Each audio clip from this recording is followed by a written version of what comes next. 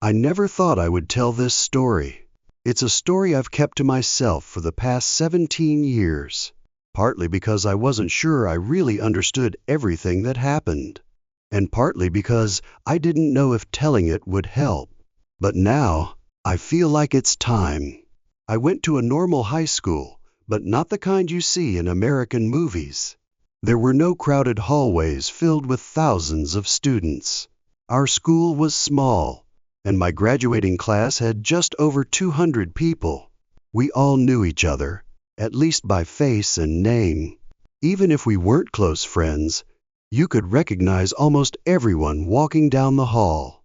We lived in a small town where the biggest event of the week was probably the varsity football game.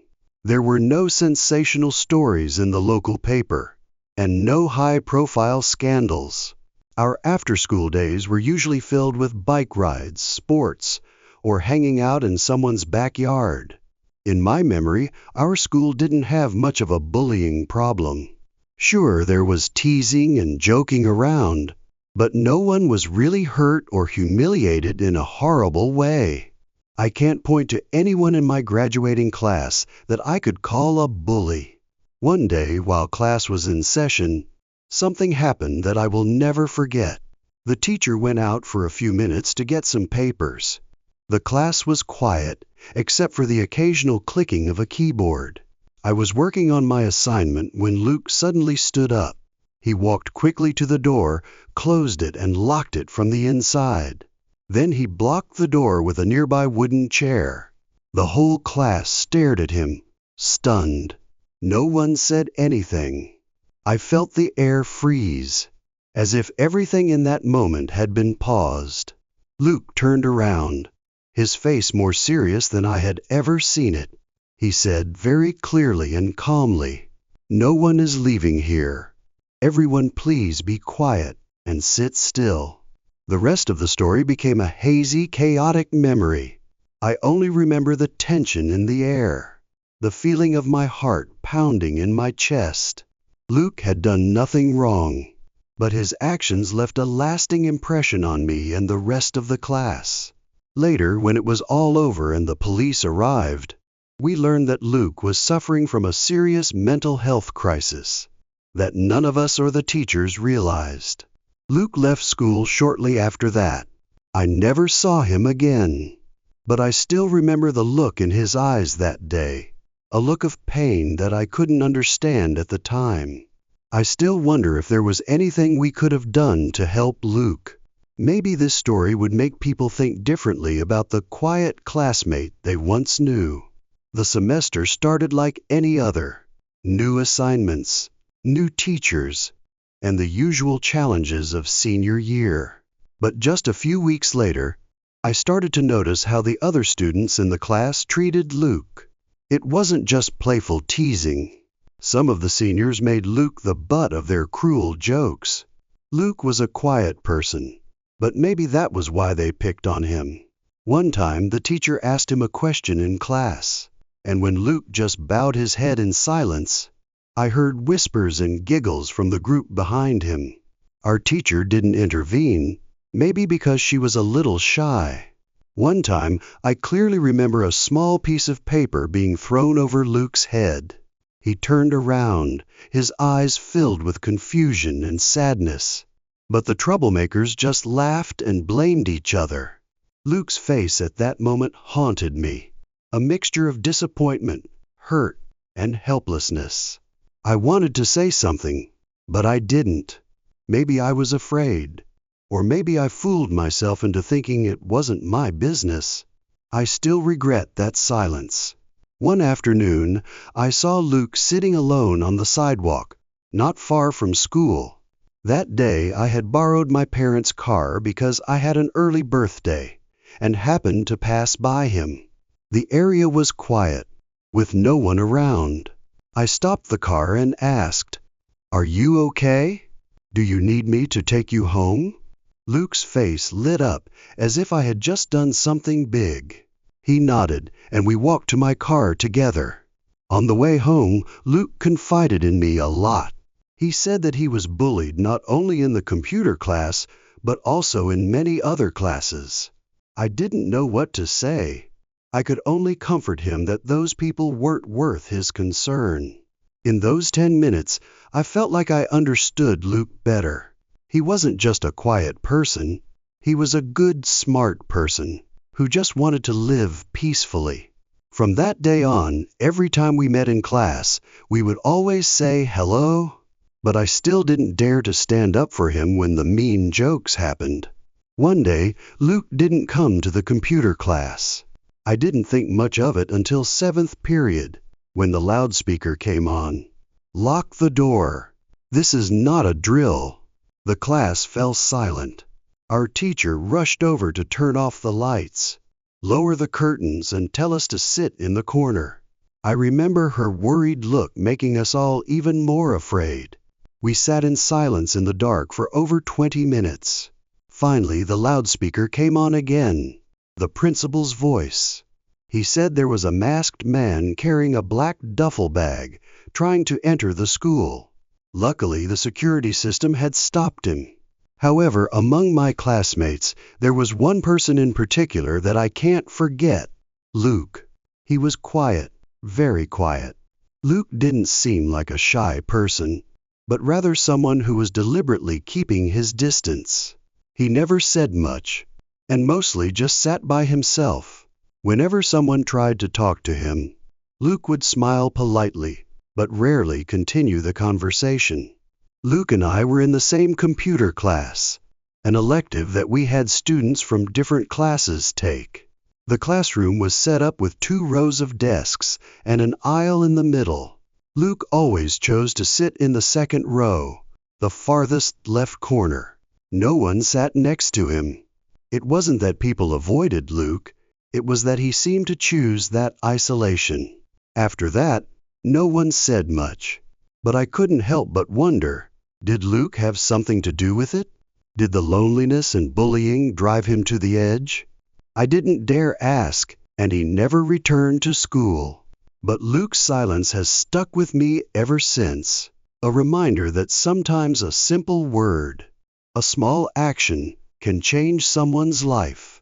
There are days when memories linger, as if they're waiting for a chance to knock on your mind's door in the middle of the night. That Friday was one of those days. It started like any other, until someone spotted someone approaching the school with a duffel bag containing what they thought was a gun. Rumors spread.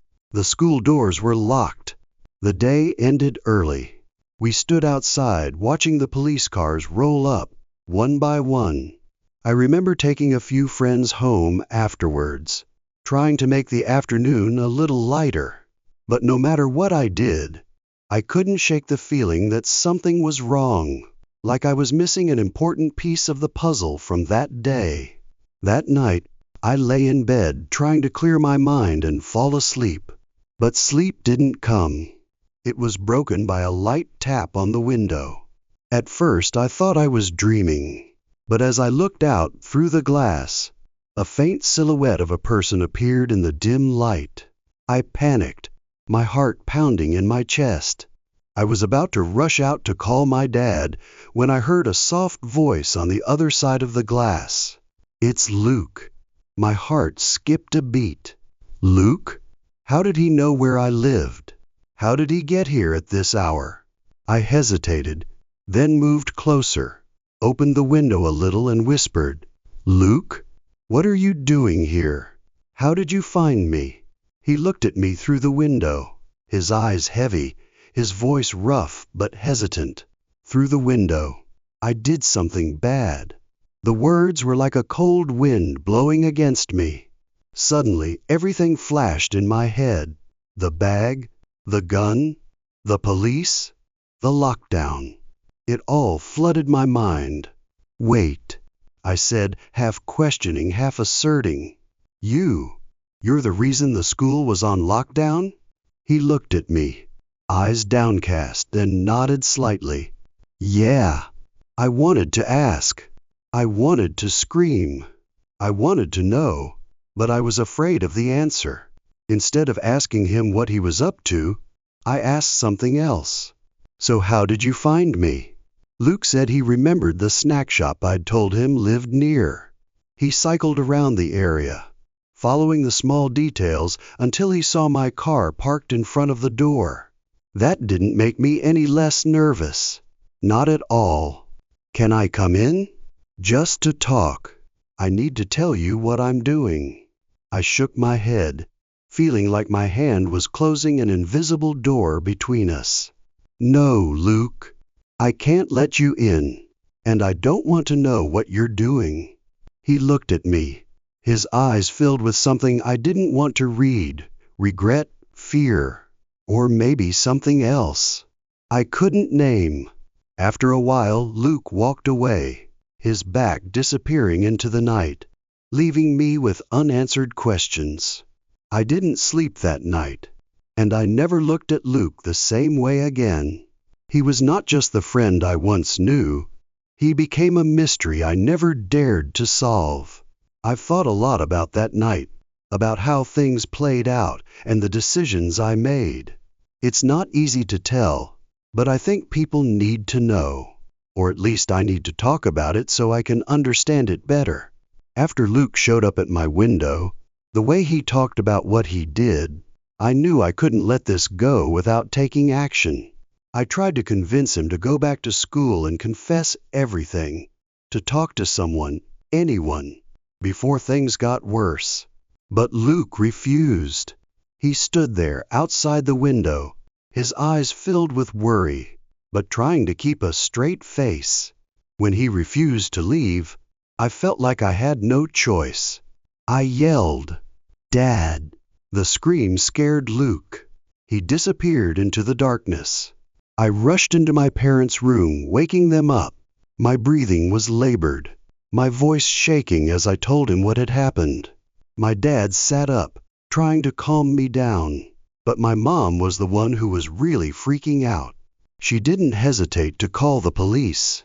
When they arrived, I had no choice but to tell the truth. I told them that Luke had appeared at the window, that he had admitted that he might have done something terrible at school.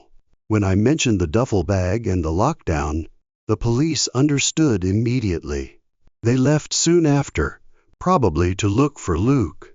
I heard that the police had come to his house that night, but Luke wasn't there. He returned the next morning, and the police were still waiting. This time Luke had no choice but to confess. He confessed everything: what he had told me, what he had brought to school, and the fear that had kept him from going any further. The whole class knew that Luke had been charged.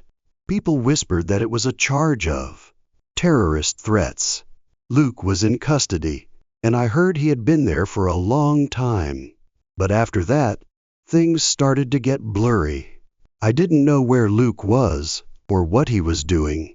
I couldn't help but ask myself, what was Luke really up to? Did he have a plan? Or was it just a moment of desperation and loss of control? I've always felt conflicted about him.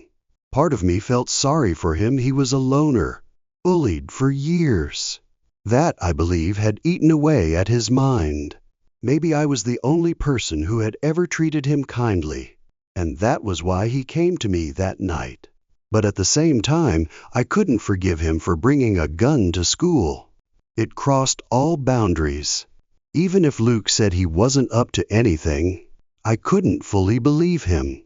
The idea that he might have simply wanted to scare people is something I can't accept. Maybe he had a terrible plan, but eventually regretted it. Maybe he was scared, like I was scared that night. But what I hope most of all is that Luke got the help he needed. And I hope, despite all of this, that he finds the right path to move on with his life. I still can't forget that day. The day everything changed. In 2016, when I was in 5th grade, there were scary rumors about killer clowns. Even if adults called it a silly joke, for kids like us, it wasn't funny at all. It was like a nightmare come true. And then the unthinkable happened right in our peaceful little school. That day, everything was normal, until about 1 p.m. We were doing some homework in class. The classroom was quiet, except for a few whispers. It all started when a girl in the class, in a high-pitched voice, shouted, "There's a clown outside." The whole class froze for a few seconds. Then some of the kids stood up and ran to the window. I still remember the creepy feeling when I looked over and saw that clown.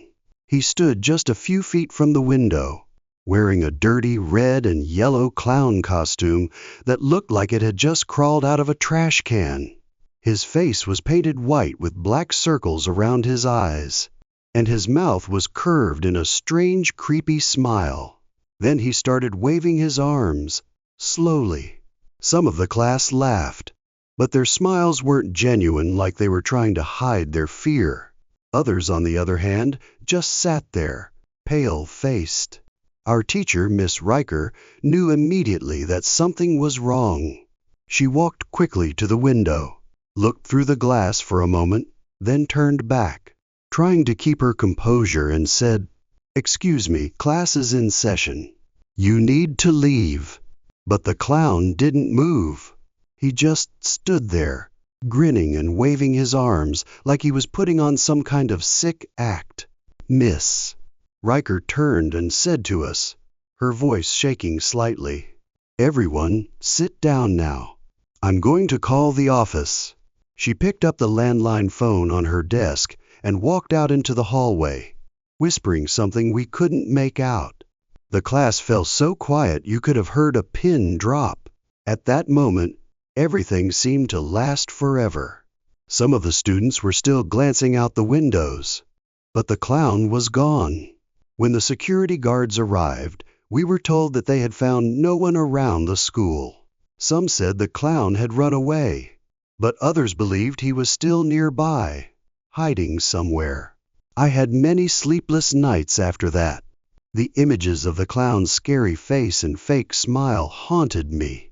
That was the first moment in my life when I realized that safety was an illusion, and even in the most peaceful place, strange things can happen. It started like this. It was just a normal day, or so we thought. But you know, things don't always go as you think. We were in Miss S.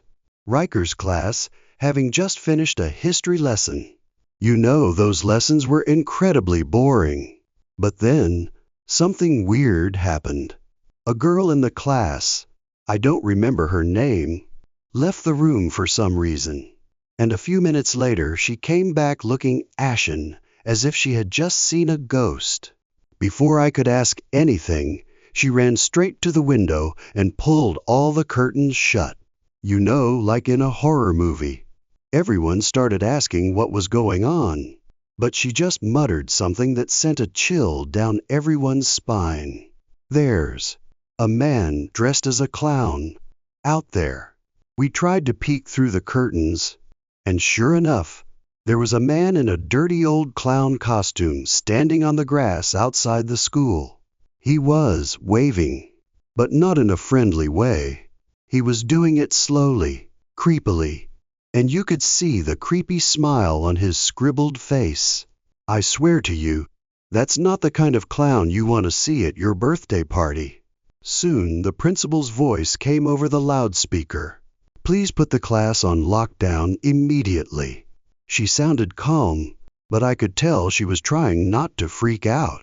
Miss Riker immediately turned off the lights, locked the door, and told us to hide under our desks. Some of the kids in the class were giggling, you know. They probably thought this was a joke. But I didn't. I was so scared my heart was about to jump out of my chest.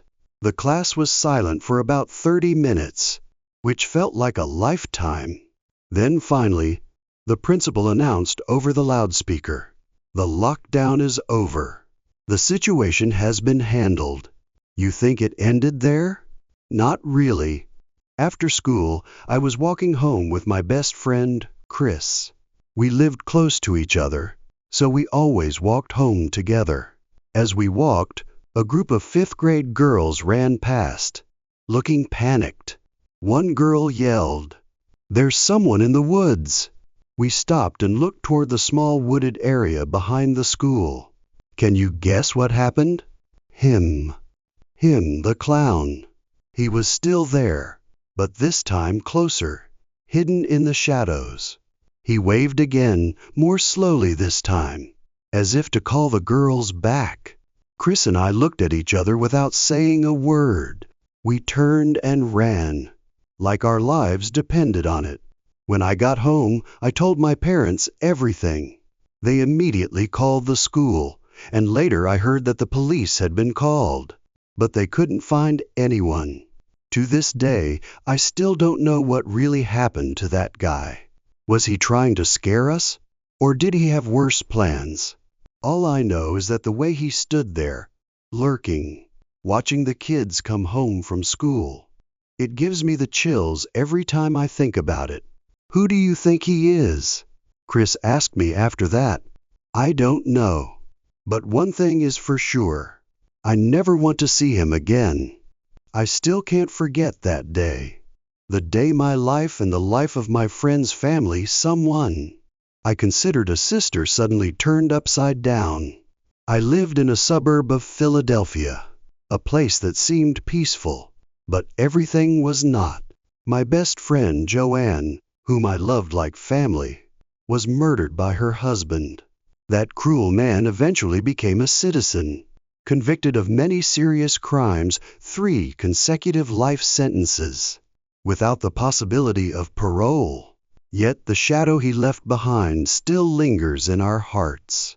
I, a high school teacher, teach at the same school that my son attends. My stepdaughter is a little higher up, and our classrooms are just a few rooms apart. It all happened on a day in early spring 2020, as the lockdown began to gradually take effect. I was teaching 6th grade math when I got a notification on my phone. Someone had come to pick up my stepdaughter. I was immediately alarmed because she had no appointment, and no family or friends were nearby.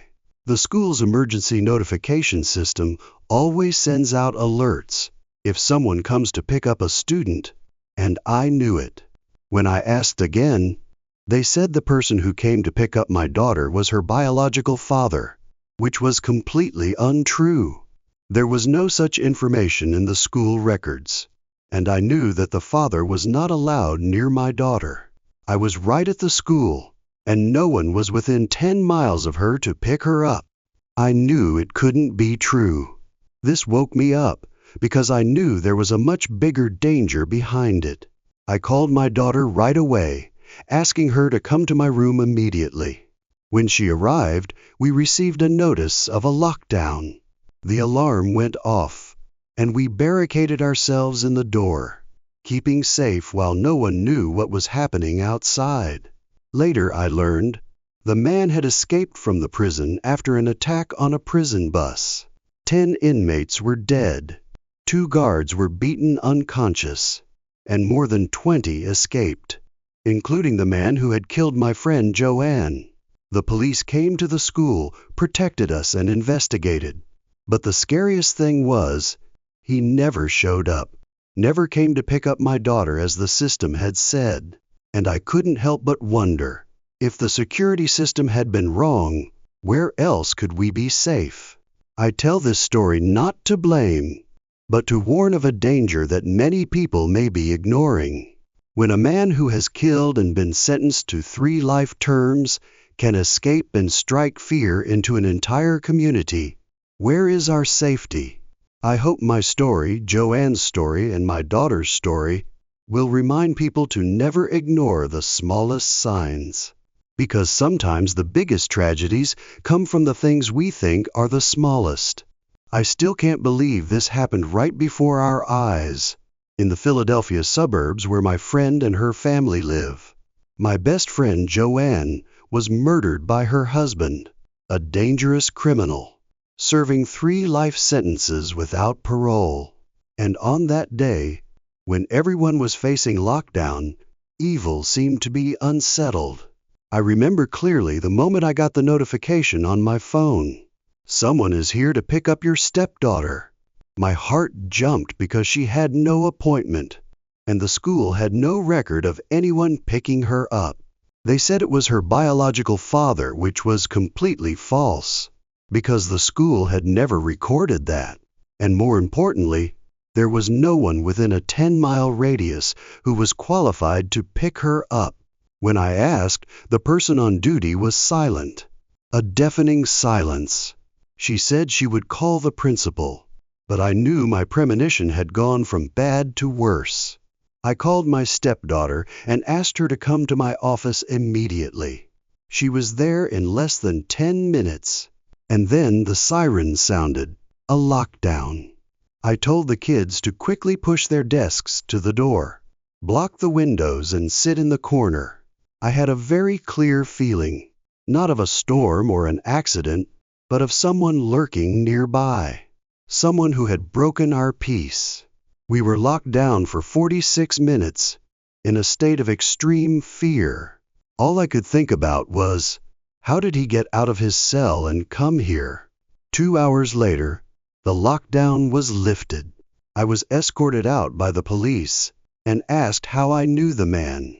I explained through child protection records, and that my friend's daughter was in the same dangerous situation. The police told me the horrifying truth, how he escaped. A prison bus was on its way to another prison when it was hit by a swerving car. The bus flipped over. 10 prisoners died on the spot. 2 guards were beaten unconscious, and more than 20 prisoners, including the killer, escaped. The police were at my house, waiting for the father to come and get his child, but he never showed up. When the lockdown was announced, everyone in the school knew that he was one of the escaped prisoners. If there had been no warning system, if no one had responded in time, I really don't know what would have happened. I tell this story not to scare people, but to warn them. Sometimes the very systems that protect us can break down, and the people we love most can be put in greater danger than ever.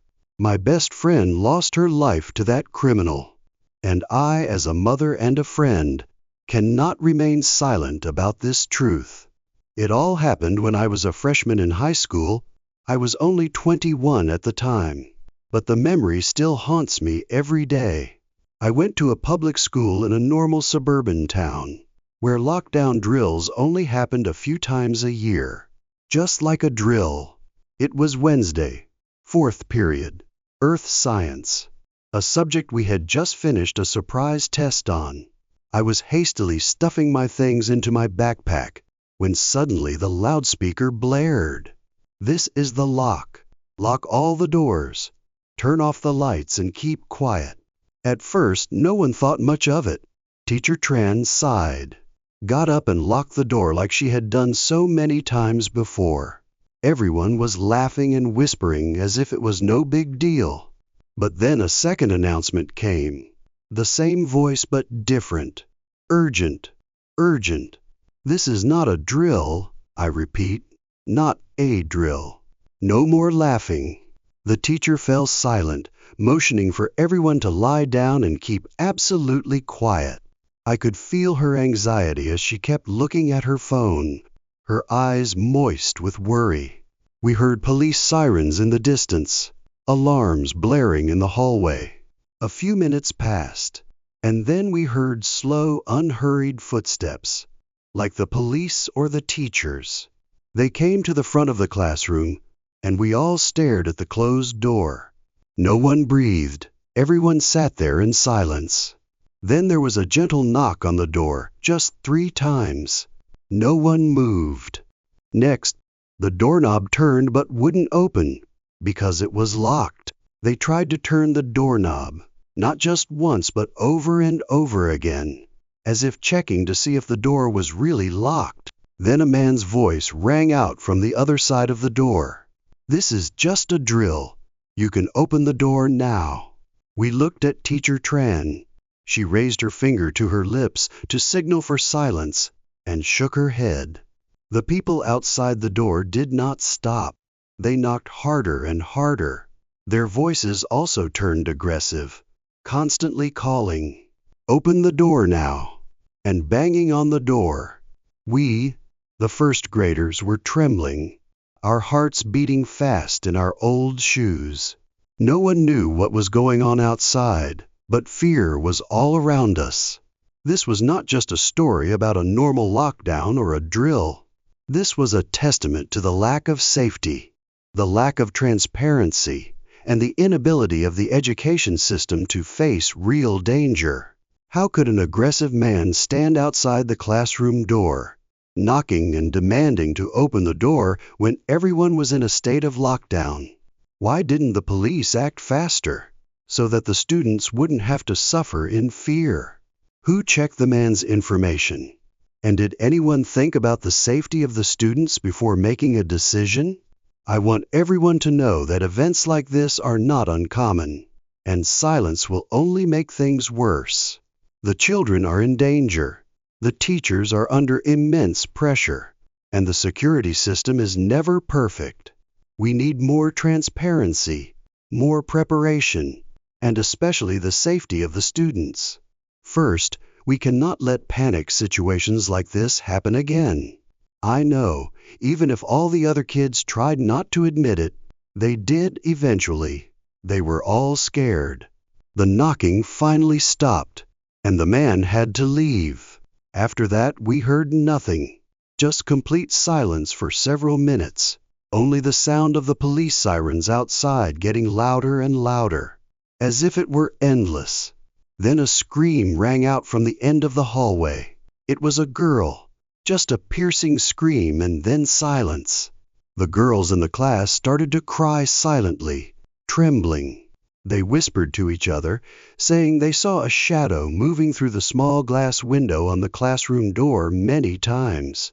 Each time everyone froze. No one dared to breathe loudly. Miss S.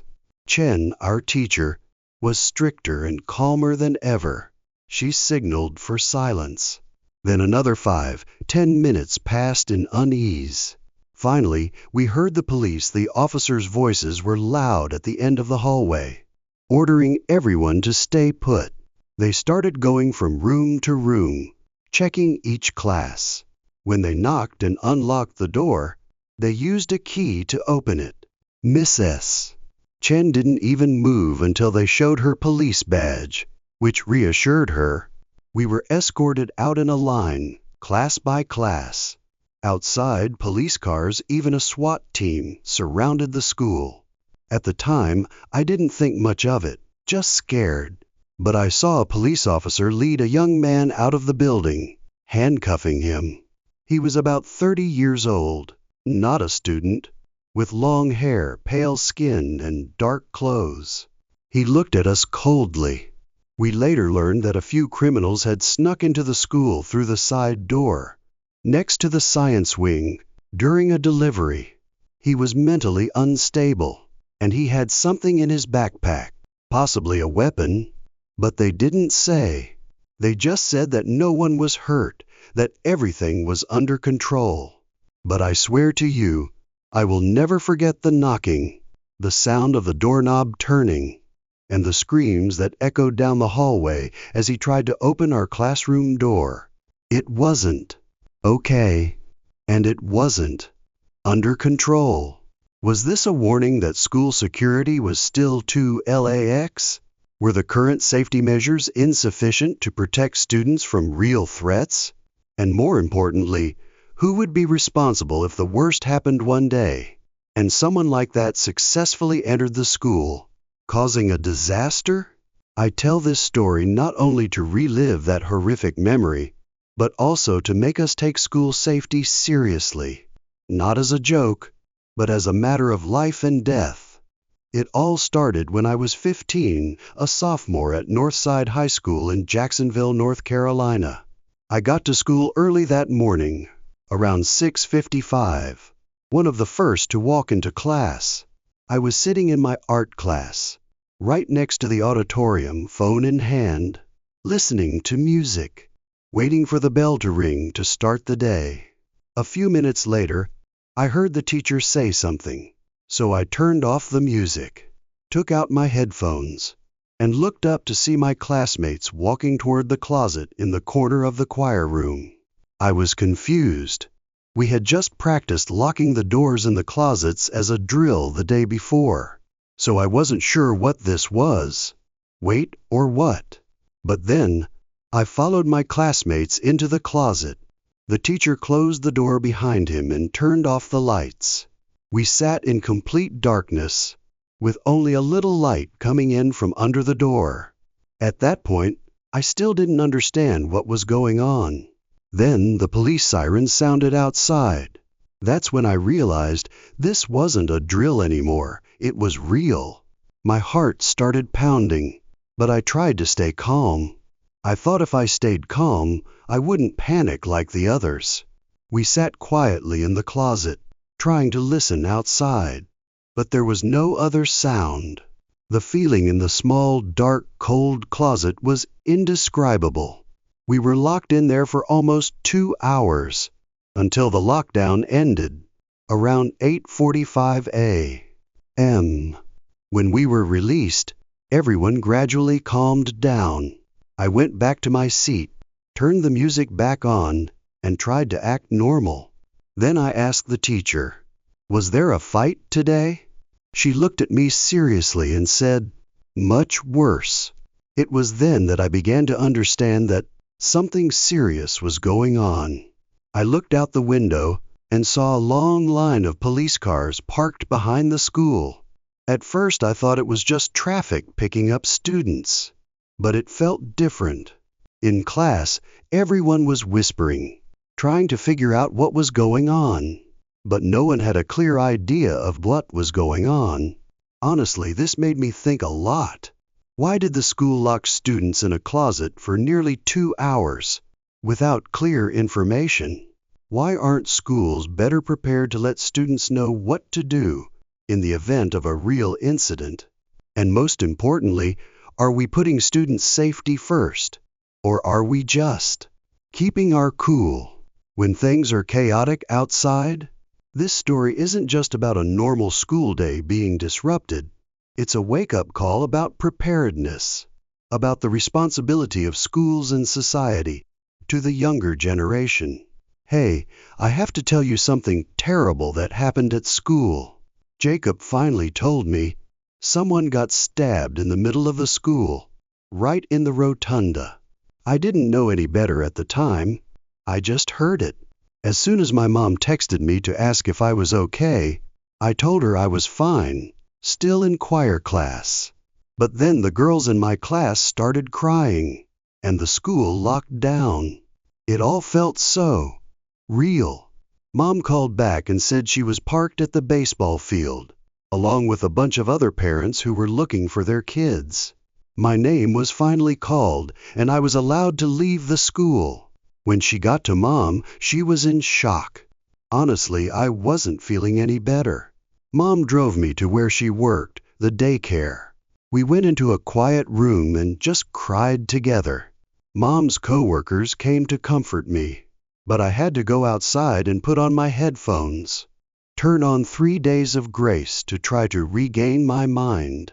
Then I found out that 2 students were seriously injured. One died. A teacher was also slashed. There were 3 people injured in total. I started searching for information, then saw the press conference about the incident posted online. Mom took me to Arby's because I hadn't eaten anything since morning. Then I went to pick up my brother.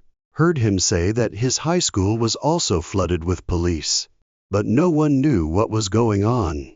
When I got home, I continued to search for information and found out that the 16-year-old was charged with murder, attempted assault with a deadly weapon, and a series of serious charges.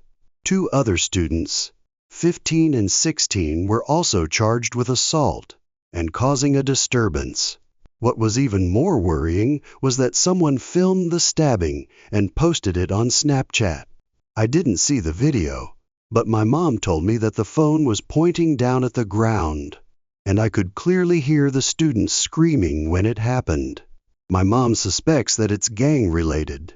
After hearing that, I was really scared. Scared that someone would take revenge, that there would be even more terrible violence. It's hard to believe that something like that happened in my school. Someone died.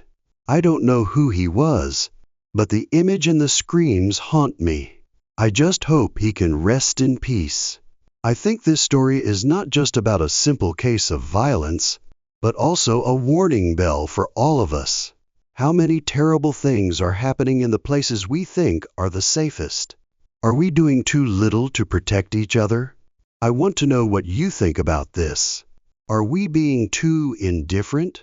Or is it society that creates such terrible things?